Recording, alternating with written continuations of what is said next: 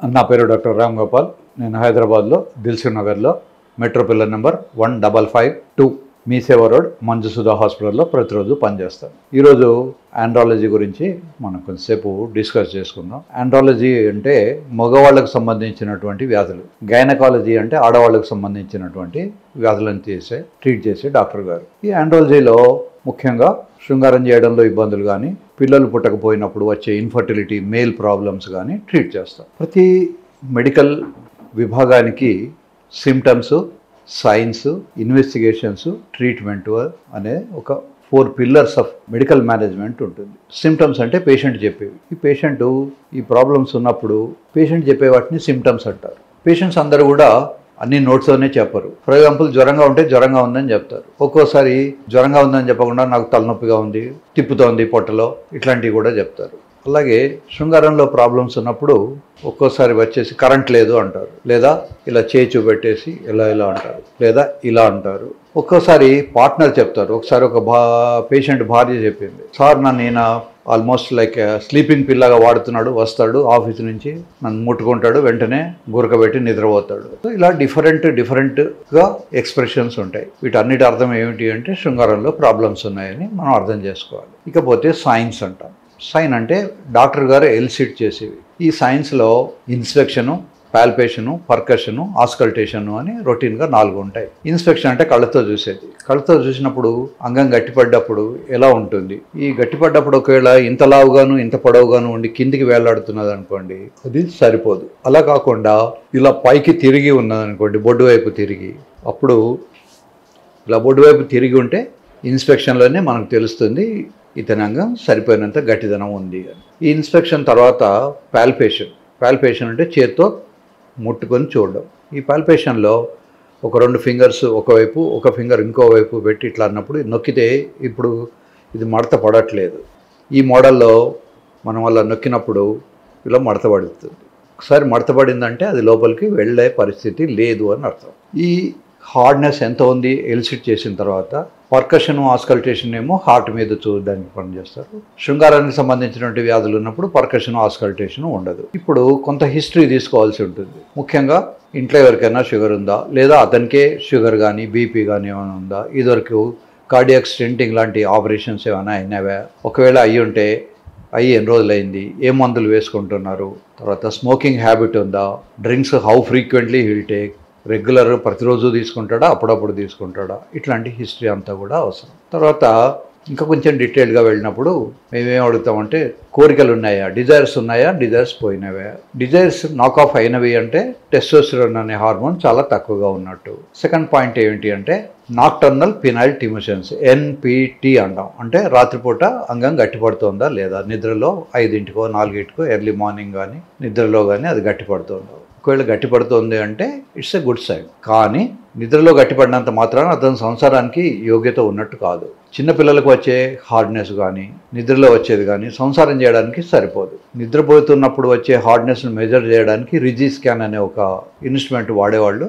నౌ-ఎ-డేస్ it is outdated. ఇవి 2 అయిన తర్వాత పెనట్రేషన్ గురించి అడుగుతాం. లోపలికి వెళ్తుందా లేదా, వెళ్ళినప్పుడు పూర్తిగా వెళ్తుందా, సగం వెళ్తుందా, పార్షియల్గా, టోటల్గా. తర్వాత ఇంట్రావెజైనల్ లేటెంట్ పీరియడ్ అంటారు. అంటే అమ్మాయి లోపల అంగం ఎన్ని నిమిషాలు ఉంటుంది, 1 నిమిషం కన్నా తక్కువ ఉందా, 1 నిమిషమైనా ఉందా, 1 నిమిషం కన్నా ఎక్కువ ఉందా, ఈ డీటెయిల్స్ అన్నీ రాసుకుంటాం. ఇందాక మనం తీసుకున్న హిస్టరీని అనుసరించి వాళ్లకు కావలసినటువంటి ఇన్వెస్టిగేషన్స్ చేస్తాం.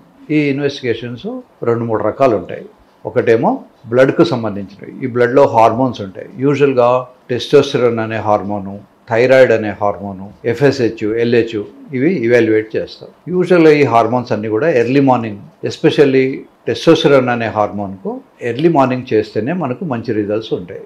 పొద్దున్నే 2 AM నుంచి 8 AM లోపల మ్యాక్సిమం బాడీలో ఉంటుంది. సో 2 AM లేదా 8 AM కన్నా కూడా 5 to 7 AM మధ్యలో చాలామంది పేషెంట్లకు మేము శాంపుల్స్ తీసుకుంటాం. దానివల్ల మనకు యాక్యురేట్ రిజల్ట్స్ వచ్చే అవకాశాలు ఉంటాయి. ఇలా టెస్టోస్టెరాన్ ఓన్లీ ఎర్లీ మార్నింగ్ ఎక్కువ ఉండడాన్ని డయర్నల్ వేరియేషన్ అంటారు. మిగతా టైంలో మనం కనుక టెస్టోస్టెరాన్ టెస్ట్ చేసినా ఈవెన్ అతను తినకుండా ఉన్న రిజల్ట్స్ వేరియబుల్గా ఉంటాయి. So this is internationally standardised technique. Diurnal వేరియేషన్ను దృష్టిలో పెట్టుకొని శాంపుల్ కలెక్షన్ చేసుకోవాలి. ఇవి కాకుండా నౌడేస్ షుగర్ అనేది వెరీ కామన్ అయిపోయింది. సో షుగర్ ఉందా లేదా, ఒకవేళ ఉంటే కంట్రోల్లో ఉందా లేదా, ఇవన్నీ చూడడానికి HbA1c అనే blood test once in 3 months చేసే టెస్ట్, దాన్ని డయాగ్నోసిస్ కూడా మనం వాడుకుంటాం. ఇన్వెస్టిగేషన్స్ కాకుండా డాప్లర్ స్టడీ అని ఒకటి ఉంటుంది. ఈ డాప్లర్ స్టడీలో టాబ్లెట్ ఇచ్చి కానీ ఇంజెక్షన్ ఇచ్చి కానీ పెనిస్కు అతను ఎంత స్పీడ్గా రక్తాన్ని పొందగలుగుతున్నాడు అని. ఇప్పుడు సైకిల్ టైరు 24 గంటలు మెత్తగానే ఉంటుంది, అందులోకి గాలి ప్రవేశించడం వల్ల అది గట్టిపడుతుంది. మగవాళ్ళ అంగము 24 గంటలు కూడా ఇది మెత్తగానే ఉంటుంది, దీంట్లోకి రక్తం రావడం వల్ల గట్టిపడుతుంది. ఈ రక్తం ఎంత స్పీడ్గా వస్తుంది, వచ్చిన తర్వాత ఎంతసేపు నిల్వ ఉంటుంది, ఎప్పుడు మళ్ళీ వెనక్కి వెళ్ళిపోతుంది అనే దాన్ని స్టడీనే డాప్లర్ స్టడీ అంటారు. ఈ డాప్లర్ స్టడీలో స్పీడ్ ఆఫ్ బ్లడ్ ఫ్లో మనకు అవగాహన వస్తుంది. ఇది కాకుండా MRI, CT స్కాన్ లాంటివి చేసినా కూడా పెద్ద ఉపయోగం ఏమీ లేదు వీటికి. అవి నార్మల్ ఉన్నంత మాత్రాన మనం అతనికి ఏమి వ్యాధి లేదని కానీ ఉన్నదని కానీ చెప్పుకోవడానికి లేదు. ఒకసారి ఒక మిత్రుడు అడిగారు, మీరు ఎందుకు CT స్కాన్ చేయించరు లేదా MRI ఎందుకు చేయించరు? MRIలో కానీ CT స్కాన్లో కానీ ఎనటామికల్ డిఫెక్ట్స్ అంటే స్ట్రక్చరల్ తేడాలు ఉంటే మనకు కనబడతాయి. ఫర్ ఎగ్జాంపుల్, ఆవు పాలు ఇవ్వట్లేదనుకోండి, దానికి 4 చన్నలు ఉన్నాయా, పొదుగు ఉందా, పొదుగులో హెల్తీగా ఉందా లేదా అనేది మాత్రమే మనం చూడగలం. నిజంగా అది పాలు ఇస్తుందా లేదా అంటే పాలు పిండి చూడాలి. ED ఎరెక్టైల్ డిస్ఫంక్షన్ ఇది క్లినికల్ డయాగ్నోసిస్. డాక్టర్ గారు చేత్తో ముట్టి డయాగ్నోస్ చేసి దాన్ని డయాగ్నోసిస్ చేస్తారు, కనుక ఇది క్లినికల్ డయాగ్నోసిస్. ఇన్వెస్టిగేషన్స్తో వస్తుంది అనుకోవడం పొరపాటు. ఆఫ్టర్ ఇన్వెస్టిగేషన్స్ వాటికి హార్మోన్ డెఫిషియన్సీ ఉంటే హార్మోన్స్ రీప్లేస్మెంట్ చేస్తాం, ఒకవేళ షుగర్ కంట్రోల్ లేకపోతే షుగర్ కంట్రోల్ చేస్తాం. ఇప్పుడు PDE5 అనే ఒక గ్రూప్ ఆఫ్ డ్రగ్స్ ఉన్నాయి, అందులో 4 మెయిన్ రకాలు: సిల్డనాఫిల్, వార్డనాఫిల్, అవెనాఫిల్, టడలాఫిల్ అని 4 రకాలు ఉన్నాయి. ఈ సిల్డనాఫిల్నే వయాగ్రా అని, సుహాగ్రా అని, పెనిగ్రా అని ఇట్లాంటి రకరకాల పేర్లతో డిఫరెంట్ కంపెనీస్ అమ్ముతారు. సిల్డనాఫిల్ కాకుండా టడలాఫిల్ అనేది ఇది హనీమూన్ పిల్లు, ఇది బాడీలో 36 hours ఉంటుంది. టడాలిస్ అని, టడలాఫిల్ అని రకరకాల పేర్లతో వీటిని అమ్ముతారు. ఈ టాబ్లెట్స్ ఒక్కొక్క దానికి ఒక్కొక్క యూటిలిటీ ఉంది. ఫర్ ఎగ్జాంపుల్, సిల్డనాఫిల్ వేసుకున్నప్పుడు చాలా పవర్ఫుల్గా ఉంటుంది, కానీ సివియర్ హెడేక్ వచ్చే అవకాశం ఉంటుంది. కొంతమంది ఈ హెడేక్ను టాలరేట్ చేయలేని వాళ్ళు ఉంటారు, వాళ్ళకు వార్డనాఫిల్ అనే టాబ్లెట్ ఇస్తాం, దీనికి సైడ్ ఎఫెక్ట్స్ తక్కువ ఉంటాయి. టడలాఫిల్ అనేది యూజువల్గా యంగ్ పీపుల్కి ఇస్తాను, వాళ్ళకి ఏంటంటే దీని పేరే హనీమూన్ పిల్లు. ఈ మ్యాక్సిమం 20 mg వితిన్ 24 hours వేసుకోవాలి, అంతకు మించి వేసుకోకూడదు. అదే సిల్డనాఫిల్ లేదా వయాగ్రా లాంటివి అయితే 100 mg ఫర్ 24 hours, అంతకన్నా ఎక్కువ మించి వేసుకోకూడదు. అవెనాఫిల్ త్వరగా పనిచేయడానికి ఈ మందులన్నీ యూజువల్గా ఒక 1 hour ముందు వేసుకోవాల్సి ఉంటుంది.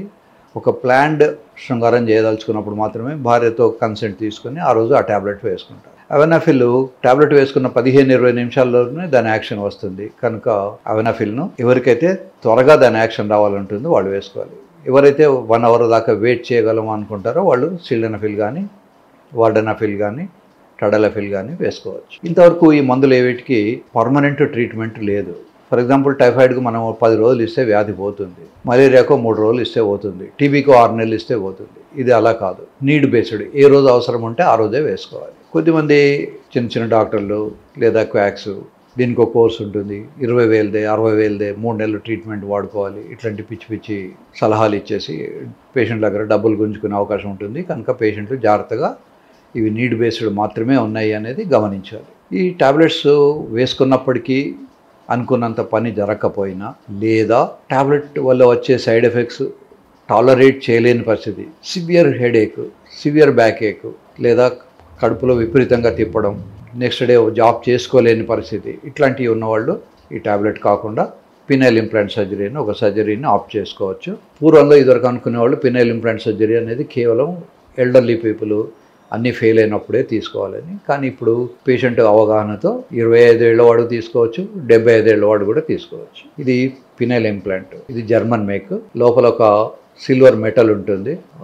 మనం మెట్రోలో కానీ ఎయిర్పోర్ట్లో కానీ పోయినప్పుడు వాళ్ళు టెస్ట్ చేసినా దీంట్లో సౌండ్ రాదు. ఇది ఎంత హార్డ్గా ఉంటుందంటే అవసరం అనుకుంటే 500 grams బరువుని ఇది ఈజీగా మోయగలదు. దీనికి కొన్ని అడ్వాంటేజ్ ఏమిటంటే, శృంగారంలో అవసరం లేనప్పుడు దీన్ని ఇలా పైకి పెట్టుకోవచ్చు, శృంగారం చేసేటప్పుడు కానీ యూరిన్ పాస్ చేయాల్సి వచ్చినప్పుడు కానీ స్ట్రైట్గా పెట్టుకోవచ్చు. సో ఇలా పెట్టేస్తే ఇలానే ఉండిపోతుంది. దీనికి ఉన్న అడ్వాంటేజ్.